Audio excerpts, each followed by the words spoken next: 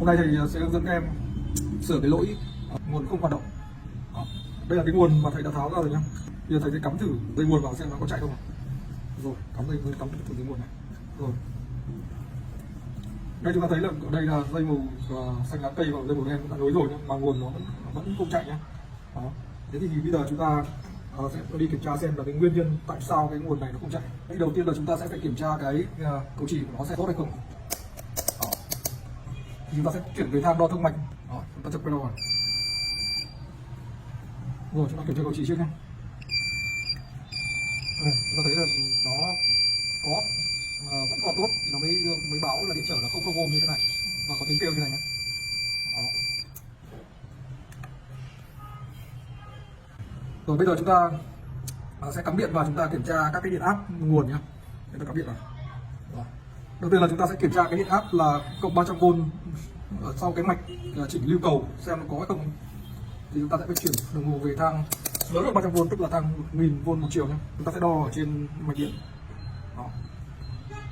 Đầu âm chúng ta đưa vào cực âm của tụ này, đầu dương chúng ta đưa vào cực dương của tụ.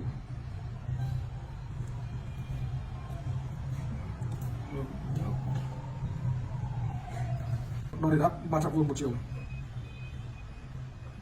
Đấy, chúng ta thấy nó chỉ là 313V thôi, tức là có cái điện áp 300V một chiều. Đây là chúng ta biết chắc chắn ở đây là bộ đán cầu hoạt động tốt, không có vấn đề gì. Rồi. Bây giờ chúng ta sẽ kiểm tra đến tiếp cái đồng hồ SCB nhé. Thì chúng ta sẽ chuyển đồng hồ này về thang 20V, chuyển về thang 20V. Rồi, và chúng ta bắt đầu chúng ta cắm và chúng ta đo. Chúng ta đo vào dây màu đen và dây màu xanh lá cây nhé. Rồi, chúng ta thấy là cái đồng hồ nó chỉ là 5,15V, có điện áp 5V STB rồi, đúng không? Và nguồn vẫn không chạy. Nguồn 5V STB mà có rồi thì nguồn không chạy thì nó có thể là do một số cái nguyên nhân như sau nhá. Thứ nhất là do chập tải này, chập tải. Thứ hai là do bị hỏng với tụ phản hồi xoay chiều này nhé. Thì chúng ta sẽ lần lượt chúng ta kiểm tra các cái nguyên nhân đó xem là nó tại nguyên nhân nào nhé. Rồi, để kiểm tra chập tải thì chúng ta sẽ chuyển đồng hồ về thang đo thông mạch nhé. Đo các cái đầu ra của điện áp mà ra xem là nó có bị chập tải hay không nhé. Chúng ta vẫn là kiểm tra đồng hồ ở trên thang thông mạch thôi nhé. Đó. Và chúng ta đưa đầu vào dây đen và đầu vào các cái điện áp là cộng 12V này. Chúng ta thấy là vẫn có cái giá trị điện trở, chứng tỏ đầu này không chậm, đúng không? Rồi, tiếp đến là chúng ta kiểm tra cái dây đỏ. Nó vẫn có giá trị điện trở, chứng tỏ là cái điện áp cộng 5V này không bị chậm. Mà nguyên nhân được chậm là thường thì nó sẽ là chậm trong một trong hai cái đường tải này thôi. Thì cái nguyên nhân còn lại thì nó rất là nhiều khả năng do cái tụ phản hồi xoay chiều này nhé. Thì bây giờ chúng ta sẽ tháo ra để xem là nó có hỏng hay không. Chúng ta sẽ bắt đầu tháo ra.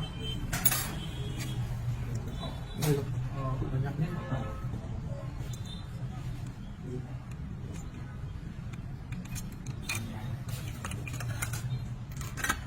Rồi, chúng ta tháo các tụ ra nhé. Đây chúng ta thấy là nó ghi là 105 đơn vị của nó sẽ là picofarad, thì 105 nó đổi ra đơn vị là picofarad thì đó là 1 microfarad. Với cục này thì chúng ta chỉ có thể đo xem là nó có chập hay không nhé, nó chập hay không được. Đó, thì chúng ta đo thấy là nó không chuẩn, đúng không? Đó, vậy thì chúng ta sẽ phải thay thử ở con tụ này để xem nó có lỗi hay không nhá. Chúng ta sẽ đây là sẽ tháo một tụ khác ra ở trong máy khác rồi nhá, để sẽ thay vào.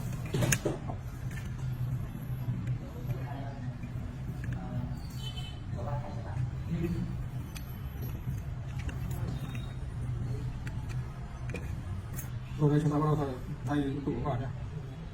Chúng ta hàn một chân trước, sau đó thì chúng ta thêm một chân tiếp vào lại. Đó, và hàn đủ tiếp.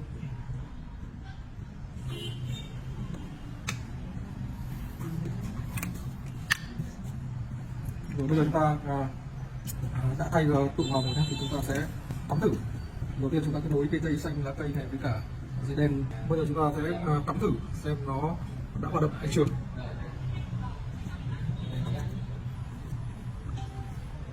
Rồi, chúng ta thấy là quạt nó đã quay rồi.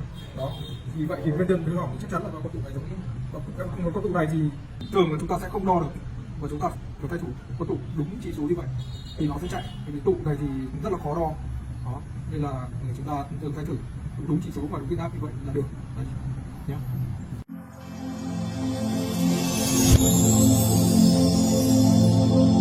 Nâng cánh ước mơ, vững bước tương lai.